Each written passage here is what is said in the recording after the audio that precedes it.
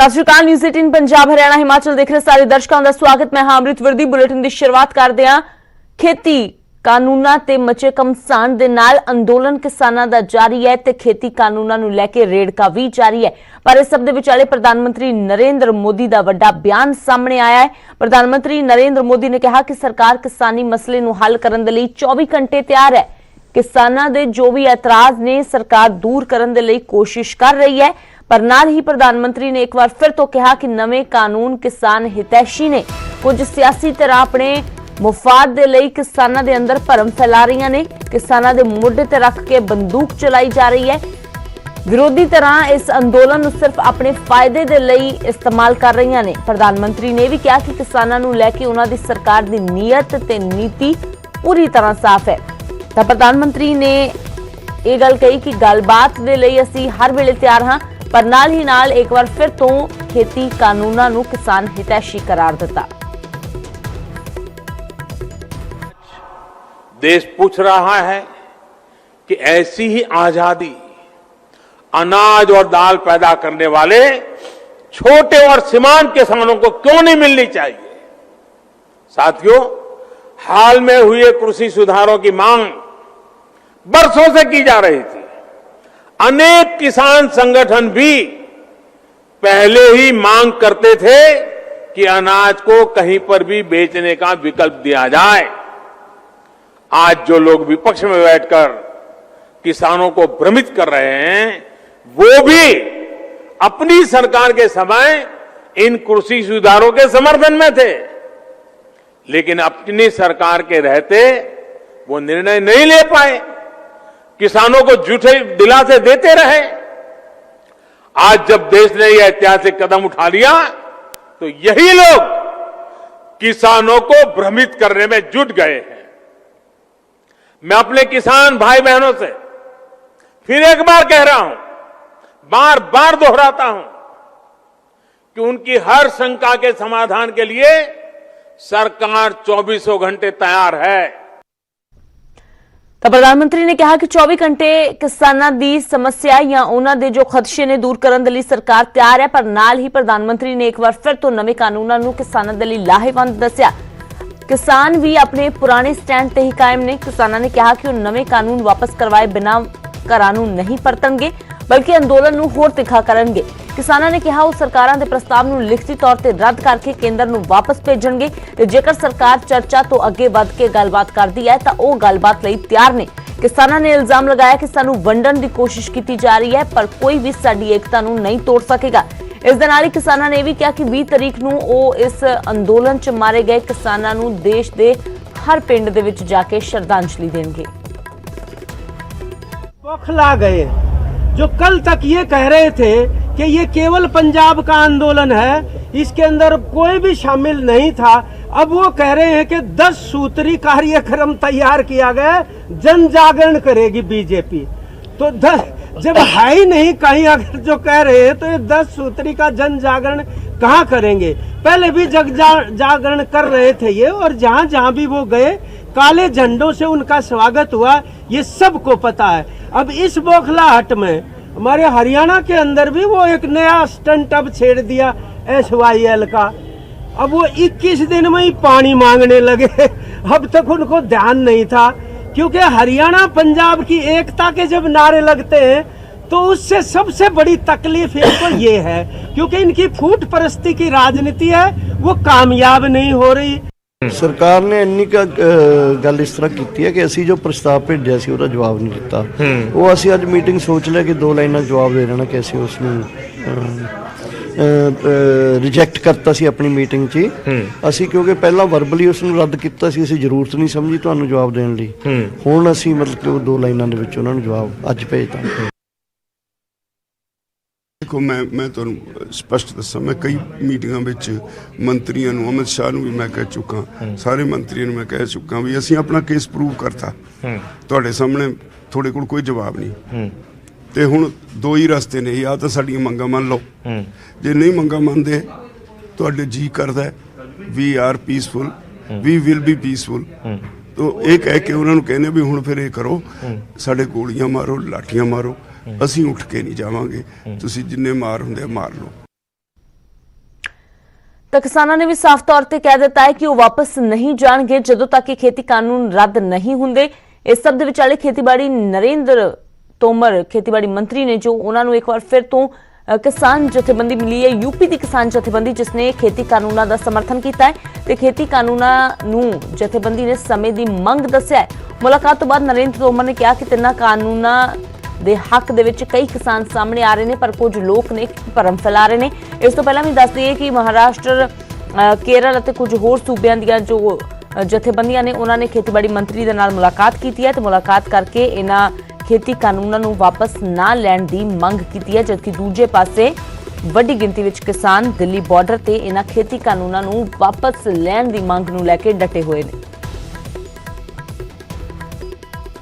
किसान यूनियन के सभी राष्ट्रीय और प्रादेशिक पदाधिकारी उत्तर प्रदेश से यहाँ आए हुए हैं और उन्होंने इन तीनों कृषि सुधार बिलों का बहुत ताकत से समर्थन किया है और उन्होंने कहा है कि हम बिलों के साथ हैं, सरकार के साथ हैं। कृषि में ऐसे सुधार बिलों की अपेक्षा लंबे समय से थी, मोदी जी के ये नेतृत्व में पूरी हुई है। कई जगह किसान कुछ भ्रम फैला रहे हैं और इसलिए इन लोगों के मन में भी भ्रम था।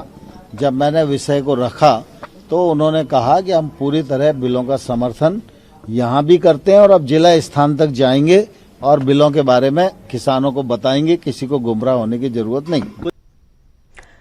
तो खेती कानूनों ते मचे घमसान दे विचारे वार पलटवार दा सिलसिला भी जारी है। बीजेपी ते सुखबीर बादल ने वड्डा वार कीता है ते बीजेपी नूं टुकड़े टुकड़े गैंग करार दिता है। सुखबीर ने कहा कि असली टुकड़े टुकड़े गैंग बीजेपी है जो देश नूं धर्म दे आधार ते वंडना चाहुंदी है, हक मंगण वालियां नूं देशद्रोही दसदी है ते किसानां दे अंदोलन नूं बदनाम करन दी साजिश कर रही है। सुखबीर बादल दे वल्लों अपनी ही भाईवाल रह चुकी बीजेपी ते वड्डा हमला बोलिया गया है कि सब तो वड्डी टुकड़े टुकड़े गैंग बीजेपी है जो देश नूं वंडण दी कोशिश कर रही है धर्म दे आधार ते।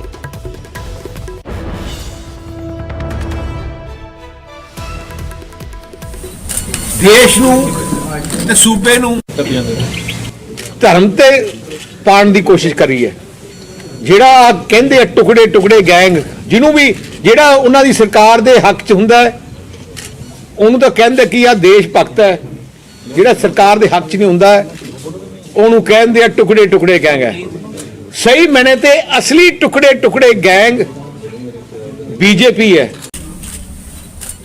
ਤੇ ਗੱਲ ਕਰਦੇ ਹੁਣ ਬਲਬੀਰ ਸਿੰਘ ਰਾਜੇਵਾਲ ਦੀ, ਜਿਨ੍ਹਾਂ ਦੇ ਵੱਲੋਂ ਦਿੱਤੇ ਗਏ ਬਿਆਨ ਨੇ ਸਿਆਸੀ ਮਾਹੌਲ ਗਰਮਾ ਕੇ ਰੱਖ ਦਿੱਤਾ ਹੈ। ਕਾਂਗਰਸੀ ਸਾਂਸਦ ਰਵਨੀਤ ਬਿੱਟੂ ਨੇ ਜਿੱਥੇ ਰਾਜੇਵਾਲ ਖਿਲਾਫ ਮੋਰਚਾ ਖੋਲਿਆ ਉੱਥੇ ਕਿਸਾਨ ਆਗੂ ਰੁਲਦੂ ਸਿੰਘ ਨੇ ਉਹਨਾਂ ਦਾ ਸਮਰਥਨ ਵੀ ਕੀਤਾ ਹੈ।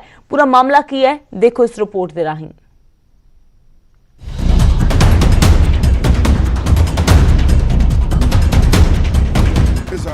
किसान आगू बलबीर सिंह राजेवाल के बयान ने ठंड दे विच तापमान वधा दिता है। बयान ते सियासत भागी है।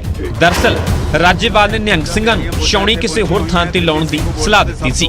राजेवाल ने कहा सी कि ਸਿੰਘੂ बॉर्डर ते छाउणी दी लोड़ नहीं है ते ना ही टावर ते निशान साहिब दी लोड़ है। जे छाउणी लाउणी है तां किते होर लगाओ, इत्थे नहीं। राजेवाल के इस बयान तो बाद सियासी बिसात भी विछ गई है। कांग्रेसी सांसद रवनीत बिट्टू नूं सवाल चुकण दा मौका मिल गया ते उन्हां राजेवाल ते पंजाब दे बाणे नूं सੱਟ मारन दे इल्जाम भी लगाए ने। तो दुनिया च कोई ऐसा जगह नहीं कि जिथे अपना निशान सब नहीं झूलदा ते इत्थे झूलन नूं किसे नूं की तकलीफ आ जी। ते इह जी असीं ਲੱਤ ਤੇ नहीं मारदे इह जिहिਆਂ नूं ਜਿਹੜੇ ਸਾਡੇ ਨਿਸ਼ਾਨ ਸਾਹਿਬ ਹਟਾਉਣ ਨੂੰ ਕਹਿੰਦੇ ਆ, ਜਿਹੜੇ ਸਾਡੇ ਨਿਹੰਗ ਸਿੰਘਾਂ ਨੂੰ ਹਟਾਉਣ ਨੂੰ ਕਹਿੰਦੇ ਆ, ਜਿਹੜੇ ਸਾਡੇ ਕਲਚਰ ਨੂੰ ਹਟਾਉਣ ਨੂੰ ਚਾਹੁੰਦੇ ਆ। एक पासे जिथे बिट्टू ने राजेवाल का विरोध किया तो उत्थे दूजे पासे किसान आगू रुलदू सिंह उन्होंने समर्थन दे विच नित रहे ने। रुलदू सिंह ने कहा कि राजेवाल की मंशा गलत नहीं सी, पर जे किसी नूं बुरा लग्या तो असीं माफी मंगण नूं भी तैयार हाँ। बलबीर सिंह राजेवाल साडा एक बजुर्ग नेता है, असीं भी कुछ सिक्ख्या मैं ਉਹ ਤੋਂ ਲਈ ਆ। ਪਹਿਲਾਂ ਉਹਦੇ ਅਸੀਂ ਥੱਲੇ ਕੰਮ ਕੀਤਾ ਹੈਗਾ। ਉਹਨੇ ਮਨੋ ਭਾਵਨਾ ਲਾ ਕੇ ਕਿਸੇ ਦੇ ਗਲਤ ਗੱਲ ਨਹੀਂ ਕਹੀ। ਠੀਕ ਹੈ, ਬਜ਼ੁਰਗ ਬੰਦੇ ਨੇ, ਉਹ ਆਪਦੀ ਔਲਾਦ ਨੂੰ ਸਮਝਾਉਣਾ ਚਾਹੁੰਦੇ ਹੁੰਦੇ ਨੇ। ਕਈ ਵਾਰਾਂ ਉਲਟ ਜਾਂਦੀ ਹੈਗੀ, ਪਰ ਜੇ ਕਿਸੇ ਨੂੰ ਇਸ ਗੱਲ ਦਾ ਉਲਟ ਗੱਲ ਸਾਡੇ ਬਜ਼ੁਰਗਾਂ ਦੀ ਲੱਗੀ ਹੈ, ਮੈਂ ਸਟੇਜ ਤੇ ਵੀ ਕਿਹਾ, ਪਹਿਲਾਂ ਵੀ ਕਹਿਤਾ ਵੀ ਮੈਂ ਆਪਦੇ ਕੰਨੀ ਉਸ ਗੱਲ ਦੀ ਸੌਰੀ ਫੀਲ ਕਰਦਾ ਜੇ ਕੋਈ ਗੱਲ ਤੋਂ ਵੀ ਹੈ। ਰਾਜੇਵਾਲ ਦੇ ਬਿਆਨ ਦਾ ਕੀ ਨਤੀਜਾ ਨਿਕਲੇਗਾ ਇਹ ਤਾਂ ਆਉਣ ਵਾਲਾ ਸਮਾਂ ਹੀ ਦੱਸੇਗਾ। ਫਿਲਹਾਲ ਇਸ ਮਾਮਲੇ ਤੇ ਵਾਰ ਪਲਟਵਾਰ ਦਾ ਦੌਰ ਚੱਲ ਰਿਹਾ ਹੈ ਤੇ ਸਿਆਸਤ ਭਖੀ ਹੋਈ ਹੈ। Bureau report, news 18 Punjab. ਉਧਰ ਆਪਣੇ ਬਿਆਨ ਨੂੰ ਲੈ ਕੇ ਬਲਬੀਰ ਸਿੰਘ ਰਾਜੇਵਾਲ ਨੇ ਵੀ ਸਫਾਈ ਦਿੱਤੀ ਹੈ। ਰਾਜੇਵਾਲ ਨੇ ਕਿਹਾ ਕਿ ਕਿਸੇ ਦੀਆਂ ਭਾਵਨਾਵਾਂ ਨੂੰ ਠੇਸ ਪਹੁੰਚਾਉਣਾ ਉਹਨਾਂ ਦਾ ਮਕਸਦ ਨਹੀਂ ਸੀ ਤੇ ਜੇਕਰ ਕਿਸੇ ਦੇ ਮਨ ਨੂੰ ਠੇਸ ਪਹੁੰਚੀ ਹੈ ਤਾਂ ਉਹ ਮਾਫੀ ਮੰਗਦੇ ਨੇ। ਪਰ ਫਰੰਟ ਤੇ ਬੈਠੇ ਨੇ, ਗੁਰੂ ਗ੍ਰੰਥ ਸਾਹਿਬ ਪ੍ਰਕਾਸ਼ ਹੈ। ਜੇ ਕੱਲ ਨੂੰ ਕੋਈ ਮਿਸਹੈਪ ਹੋ ਜਾਂਦੀ ਹੈ, ਸਰਕਾਰ ਵੱਲੋਂ ਹੋ ਜਾਂਦਾ ਹੈ, ਗੁਰੂ ਗ੍ਰੰਥ ਸਾਹਿਬ ਦੇ ਉੱਤੇ ਅਟੈਕ ਹੋ ਗਿਆ, ਕੀ ਅਸੀਂ ਸਾਰੇ ਬਚਾ ਸਕਾਂਗੇ? ਅਸੀਂ ਬੰਦੇ ਮਰ ਜਾਣ ਬਰਦਾਸ਼ਤ ਕਰ ਲਾਂਗੇ। ਅਸੀਂ ਇਹ ਕਿਤੇ ਇਹ ਤਾਂ ਨਹੀਂ ਵੀ ਸਾਡੇ ਦੁਸ਼ਮਣ ਨੂੰ ਅਸੀਂ ਮੌਕਾ ਦੇ ਦਈਏ। ਸਾਨੂੰ ਇਹੋ ਜਿਹੀਆਂ ਬਹੁਤ ਚਿੰਤਾਵਾਂ ਨੇ, ਅਸੀਂ ਉਹਨਾਂ ਦਾ ਸਤਿਕਾਰ ਪੂਰਾ ਕਰਦੇ ਹਾਂ ਨਾ। ਮੈਂ ਫਿਰ ਵੀ ਉਹਦੇ ਬਾਵਜੂਦ ਵੀ ਜੇ ਕਿਸੇ ਨੂੰ ਔਖਾ ਲੱਗਿਆ, ਕਿਸੇ ਦੇ ਮਨ ਨੂੰ ਠੇਸ ਪਹੁੰਚੀ, ਮੈਂ ਉਹਦੀ ਮਾਫੀ ਵੀ ਮੰਗਦਾ। ਮੈਂ ਇਹ ਵੀ ਕਿਹਾ ਵੀ ਮੈਂ ਬੁੜਾ ਆਦਮੀ, ਸਾਰੀ ਉਮਰ ਲੰਘ ਗਈ, ਮੇਰੇ ਕੋਈ ਪੋਤੇ ਵਰਗਾ, ਕੋਈ ਮੇਰੇ ਬੱਚਿਆਂ ਵਰਗਾ ਹੈ, ਤੇ ਮੈਂ ਇਹੋ ਜਿਹੀ ਗੱਲ ਸਾਰੀ ਜ਼ਿੰਦਗੀ 'ਚ ਨਹੀਂ ਕਦੇ ਕੀਤੀ। ਤੇ ਜੇ ਤੁਸੀਂ ਕਹਿੰਦੇ ਹੋ ਤੁਹਾਨੂੰ ਤਕਲੀਫ ਹੈ ਤਾਂ ਮੈਂ ਮਾਫੀ ਵੀ ਉਧਰ ਸੁਖਬੀਰ ਸਿੰਘ ਬਾਦਲ ਨੇ ਵੀ ਕਿਹਾ ਕਿ ਰਾਜੇਵਾਲ ਦੇ ਵੱਲੋਂ ਨਿਸ਼ਾਨ ਸਾਹਿਬ ਨੂੰ ਲੈ ਕੇ ਦਿੱਤਾ ਗਿਆ ਬਿਆਨ ਗਲਤ ਹੈ, ਜਿਸ ਨੂੰ ਲੈ ਕੇ ਉਹਨਾਂ ਦੇ ਵੱਲੋਂ ਮਾਫੀ ਵੀ ਮੰਗ ਲਈ ਗਈ ਹੈ। ਪਰ ਉਹਨਾਂ ਨੇ ਕਿਹਾ ਕਿ ਅਜਿਹੀ ਬਿਆਨਬਾਜ਼ੀ ਸਟੇਜ ਤੋਂ ਨਹੀਂ ਕਰਨੀ ਚਾਹੀਦੀ ਸੀ। ਸੁਖਬੀਰ ਜੀ, ਰਾਜੇਵਾਲ ਬਲਵੀਰ ਸਿੰਘ ਰਾਜੇਵਾਲ ਨੇ ਇੱਕ ਬਿਆਨ ਜਾਰੀ ਕੀਤਾ ਵੀ ਕੇਸਰੀ ਝੰਡੇ ਸਾਡੀ ਸਟੇਜ ਤੇ ਨਾ ਕਿਸ ਤਰ੍ਹਾਂ ਸੀ। ਬਸ ਉਹ ਮਾਫੀ ਮੰਗ ਗਿਆ, ਉਹ ਮਾਫੀ ਮੰਗਿਆ, ਪਰ ਇਹ ਜੀ ਗੱਲਾਂ ਨੂੰ ਸਟੇਜਾਂ ਤੇ ਨਹੀਂ ਕਰਨਾ ਚਾਹੀਦਾ। ਸੁਖਬੀਰ ਜੀ, ਰਾਜੇਵਾਲ ਬਲਵੀਰ ਸਿੰਘ ਰਾਜੇਵਾਲ ਨੇ ਇੱਕ ਬਿਆਨ ਜਾਰੀ ਕੀਤਾ ਵੀ ਕੇਸਰੀ ਝੰਡੇ ਸਾਡੀ ਸਟੇਜ ਤੇ ਨਾ ਕਿਸ ਤਰ੍ਹਾਂ ਸੀ। ਬਸ ਉਹ ਮਾਫੀ ਮੰਗ ਗਿਆ, ਉਹ ਮਾਫੀ ਮੰਗਿਆ, ਪਰ ਇਹ ਜੀ ਗੱਲਾਂ ਨੂੰ ਸਟੇਜਾਂ ਤੇ ਨਹੀਂ ਕਰਨਾ ਚਾਹੀਦਾ। ਤੇ ਹੁਣ ਗੱਲ ਕਰਦੇ ਹਾਂ ਸਿਆਸਤਦਾਨਾਂ ਦੇ ਵਿਰੋਧੀ ਪੰਜਾਬ ਦੇ ਕਈ ਪਿੰਡਾਂ ਦੇ ਵਿੱਚ ਖੇਤੀ ਕਾਨੂੰਨਾਂ ਨੂੰ ਲੈ ਕੇ ਲੋਕ ਨੇਤਾਵਾਂ ਤੇ ਭੜਕੇ ਹੋਏ ਨੇ। ਸਮਾਣਾ ਦੇ 36 ਪਿੰਡਾਂ ਨੇ ਤਾਂ ਬਾਈਕਾਟ ਕਰਨ ਦਾ ਐਲਾਨ ਕਰ ਦਿੱਤਾ ਹੈ। ਲੋਕਾਂ ਨੇ ਸਿਆਸਤਦਾਨਾਂ ਦੇ ਪਿੰਡਾਂ ਦੇ ਵਿੱਚ ਐਂਟਰੀ ਹੀ ਬੰਦ ਕਰ ਦਿੱਤੀ ਹੈ।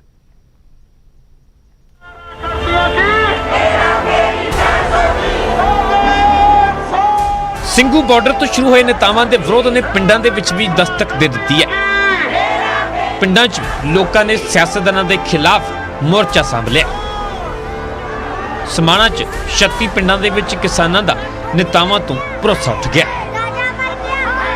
ਲੋਕਾਂ ਨੇ ਨਾ ਸਿਰਫ ਨੇਤਾਵਾਂ ਦਾ ਵਿਰੋਧ ਕੀਤਾ ਬਲਕਿ ਉਹਨਾਂ ਦੇ ਬਾਈਕਾਟ ਦਾ ਵੀ ਐਲਾਨ ਕਰ ਦਿੱਤਾ ਹੈ।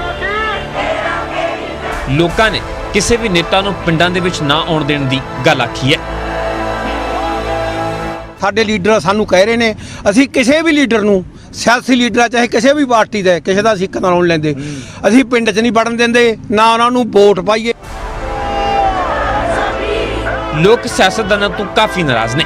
ਕਿਸਾਨਾਂ ਨੇ ਨੇਤਾਵਾਂ ਤੇ ਗੰਭੀਰ ਇਲਜ਼ਾਮ ਲਗਾਏ ਨੇ ਤੇ ਕਿਹਾ ਕਿ ਕਿਸਾਨੀ ਮੁੱਦਿਆਂ ਤੇ ਨੇਤਾ ਸਿਰਫ ਵੋਟ ਬੈਂਕ ਦੀ ਰਾਜਨੀਤੀ ਕਰ ਰਹੇ ਨੇ। ਕੋਈ ਵੀ ਆਗੂ ਨਾ ਕਿਸਾਨਾਂ ਦੀ ਆਵਾਜ਼ ਚੁੱਕ ਰਿਹਾ ਤੇ ਨਾ ਹੀ ਉਹਨਾਂ ਦੇ ਹੱਕ ਦੇ ਵਿੱਚ ਬੋਲ ਰਿਹਾ। ਸਿਆਸਤਦਾਨ ਸਿਰਫ ਸਿਆਸੀ ਰੋਟੀਆਂ ਸੇਕ ਰਹੇ ਨੇ। 36 ਪਿੰਡਾਂ ਦੇ ਵਿੱਚੋਂ ਇੱਕ ਦਿਨ ਵੀ ਕੋਈ ਲੀਡਰ ਸਾਡੇ ਪਿੰਡ 'ਚ ਨਹੀਂ ਆਇਆ। ਨਾ ਅਸੀਂ ਵੋਟ ਪਾਈਏ, ਨਾ ਅਸੀਂ ਕਿਸੇ ਵੀ ਪਾਰਟੀ ਦੇ ਲੀਡਰ ਨੂੰ ਵੜਨ ਦਿੰਦੇ। ਕਿਸਾਨ ਖੇਤੀ ਕਾਨੂੰਨਾਂ ਖਿਲਾਫ ਵੀ ਇਕਜੁੱਟ ਨਜ਼ਰ ਆਏ। ਕਿਸਾਨਾਂ ਨੇ ਕਿਹਾ ਕਿ ਇਹਨਾਂ ਕਾਨੂੰਨਾਂ ਨੂੰ ਰੱਦ ਕਰਵਾ ਕੇ ਹੀ ਦਮ ਲੈਣਗੇ, ਭਾਵੇਂ ਜਿੰਨਾ ਮਰਜ਼ੀ ਸੰਘਰਸ਼ ਕਰਨਾ ਪਵੇ। ਉਧਰੋਂ ਘੱਟ ਆ ਰਹੇ ਨੇ, ਇਧਰੋਂ ਵੱਧ ਜਾ ਰਹੇ ਨੇ ਕਿਸਾਨ। ਕਿੰਨੇ ਕਿਸਾਨ ਜਾ ਰਹੇ ਪੰਜਾਬ ਦੇ? ਦਿੱਲੀ 20,000 ਕਿਸਾਨ ਜਾ ਰਹੇ ਨੇ ਜੀ। ਉਧਰੋਂ ਘੱਟ ਆ ਰਹੇ ਨੇ, ਹੁਣ ਵੱਧ ਜਾ ਰਹੇ ਨੇ ਕਿਉਂਕਿ ਕੰਮ ਦਾ ਸਮਾਂ ਹੁਣ ਖਤਮ ਹੋ ਗਿਆ, ਪਾਣੀ ਲੱਗ ਗਿਆ, ਬਾਰਿਸ਼ ਪੈ ਗਈ, ਹੁਣ ਵੱਧ ਜਾ ਰਹੇ। ਲੋਕ ਕਰਨਾਲ ਸੜਕ ਹਾਦਸੇ ਦੇ ਵਿੱਚ ਜਾਨ ਗਵਾਉਣ ਵਾਲੇ 2 ਕਿਸਾਨਾਂ ਦੇ ਪਰਿਵਾਰਾਂ ਦੇ ਹੱਕ ਦੇ ਵਿੱਚ ਵੀ ਨਿਤਰੇ। ਲੋਕਾਂ ਨੇ ਪੀੜਤ ਪਰਿਵਾਰ ਦੇ ਲਈ 20 ਲੱਖ ਰੁਪਏ ਮੁਆਵਜ਼ਾ ਤੇ ਇੱਕ ਸਰਕਾਰੀ ਨੌਕਰੀ ਦੀ ਮੰਗ ਕੀਤੀ ਹੈ। ਲੋਕਾਂ ਨੇ ਕਿਹਾ ਕਿ ਦੋਵੇਂ ਕਿਸਾਨ ਸ਼ਹੀਦ ਹੋਏ ਨੇ, ਇਸ ਲਈ ਦੋਵਾਂ ਪਰਿਵਾਰਾਂ ਦੀ ਵਿੱਤੀ ਮਦਦ ਕੀਤੀ ਜਾਵੇ। ਸਿਆਸਤਦਾਨਾਂ ਦੇ ਖਿਲਾਫ ਖੜੇ ਹੋਣ ਵਾਲੇ ਇਹ ਕੋਈ ਪਹਿਲੇ ਪਿੰਡ ਨਹੀਂ ਨੇ। ਇਸ ਤੋਂ ਪਹਿਲਾਂ ਵੀ ਕਈ ਪਿੰਡਾਂ ਨੇ ਸਿਆਸਤਦਾਨਾਂ ਦੀ ਐਂਟਰੀ ਬੈਨ ਕੀਤੀ ਹੋਈ ਹੈ। ਕਈ ਲੋਕਾਂ ਨੇ ਤਾਂ ਨੇਤਾਵਾਂ ਨੂੰ ਆਪਣੀ ਬੇਇੱਜ਼ਤੀ ਦੇ ਲਈ ਖੁਦ ਜ਼ਿੰਮੇਵਾਰ ਹੋਣ ਦੀ ਚੇਤਾਵਨੀ ਵੀ ਦਿੱਤੀ ਹੈ। ਸਮਾਣਾ ਤੋਂ ਪ੍ਰਸ਼ੋਤਮ ਕੌਸ਼ਿਕ, ਨਿਊਜ਼ 18 ਪੰਜਾਬ। ਤੇ ਗੱਲ ਕਰਦੇ ਹਾਂ ਕੋਰੋਨਾ ਦੀ, ਜਿਸ ਦੇ ਕਾਰਨ ਸਿਹਤ ਮੰਤਰੀ ਅਨਿਲ ਵਿਜ ਦੀ ਜੋ ਸਿਹਤ ਹੈ ਉਹ ਵਿਗੜ ਗਈ ਹੈ। ਰੋਹਤਕ ਪੀਜੀਆਈ ਤੋਂ ਮੈਦਾਂਤਾ ਦੇ ਵਿੱਚ ਉਹਨਾਂ ਨੂੰ ਸ਼ਿਫਟ ਕੀਤਾ ਗਿਆ ਹੈ। ਅਨਿਲ ਵਿਜ ਦਾ ਮੈਦਾਂਤਾ ਵਿੱਚ ਇਲਾਜ ਜਾਰੀ ਹੈ। ਉਹਨਾਂ ਨੂੰ ਸਾਹ ਲੈਣ ਦੇ ਵਿੱਚ ਤਕਲੀਫ ਹੋ ਰਹੀ ਹੈ। ਹਾਈ ਫਲੋ ਆਕਸੀਜਨ ਤੇ ਫਿਲਹਾਲ ਰੱਖਿਆ ਗਿਆ ਹੈ ਅਨਿਲ ਵਿਜ ਨੂੰ। ਦੱਸ ਦਈਏ ਪਿਛਲੇ ਦਿਨੀ ਹੀ ਕੋਰੋਨਾ ਪੋਜ਼ਿਟਿਵ ਪਾਏ ਗਏ ਸੀ ਅਨਿਲ ਵਿਜ। ਰੋਹਤਕ ਪੀਜੀਆਈ ਦੇ ਵਿੱਚ ਉਹਨਾਂ ਦਾ ਇਲਾਜ ਚੱਲ ਰਿਹਾ ਸੀ, ਪਰ ਅਚਾਨਕ ਉਹਨਾਂ ਦੀ ਸਿਹਤ ਵਿਗੜਨ ਦੇ ਕਾਰਨ ਉਹਨਾਂ ਨੂੰ ਮੈਦਾਂਤਾ ਗੁਰੂਗ੍ਰਾਮ ਦੇ ਵਿੱਚ ਹੁਣ ਸ਼ਿਫਟ ਕਰ ਦਿੱਤਾ ਗਿਆ ਹੈ।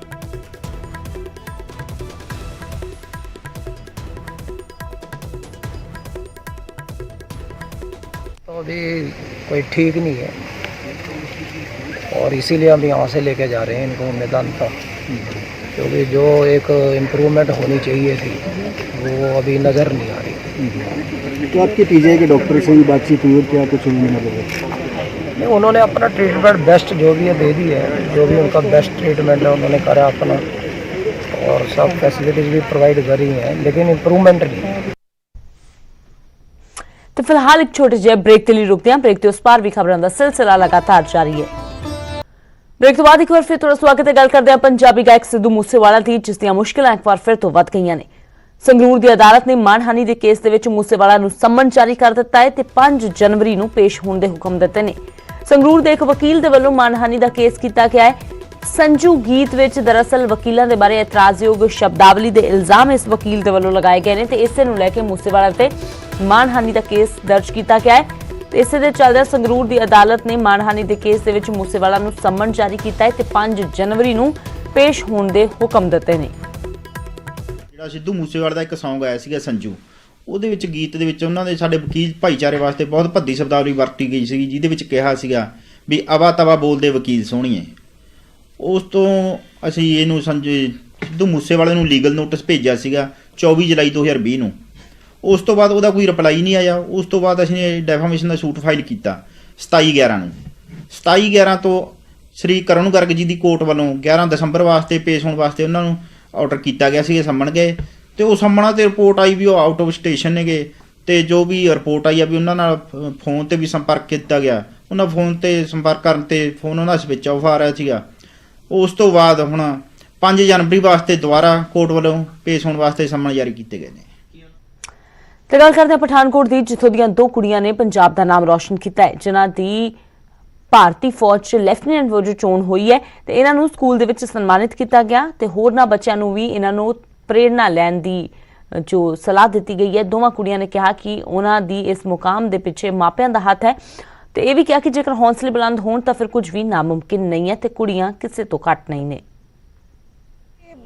आई पर्सनली फील कि हमारे देश में लड़कियों को जो बोलते हैं कि पीछे रहती हैं, लड़कों से कम है, मैं उस ट्रेनिंग में हूँ अभी जहाँ पर 400 लड़कों में से मैं 30 लड़कियों का पार्ट बनती हूँ और हम उन लड़कों के साथ मिलकर ट्रेनिंग कर रहे हैं। फायरिंग, रनिंग, सब कुछ उनके साथ होता है। तो ये बहुत ज़रूरी है बताना लड़कियों को कि उनके लिए देयर इज़ नो स्टॉपेज। अगर वो कुछ भी करना चाहें तो उनके लिए देयर इज़ नो लिमिटेशन। मुश्किलें अब ऐसी लगती हैं कि नहीं थी, पर जिस वक्त हम ट्रेनिंग कर रहे थे उस टाइम पे 400 लोगों के कोर्स में हमको सिर्फ 30 लड़कियां थी। तो हर साल लड़कियों की इंटेक बहुत कम होती है। हम लोगों को पहले एक हमारा एग्ज़ाम होता है, उसके बाद इंटरव्यू होता है, तो छटते पूरे देश में ऑल ओवर एक टाइम पे सिर्फ 30 लेडी ऑफिसर्स कमीशन होती हैं इन दी इंडियन आर्मी। तो फिलहाल इस बुलेटिन ਦੇ ਵਿੱਚ ਇਨਾ ਹੀ। न्यूज़ 18 पंजाब ਤੇ ਖਬਰਾਂ ਦਾ ਸਿਲਸਿਲਾ लगातार जारी है।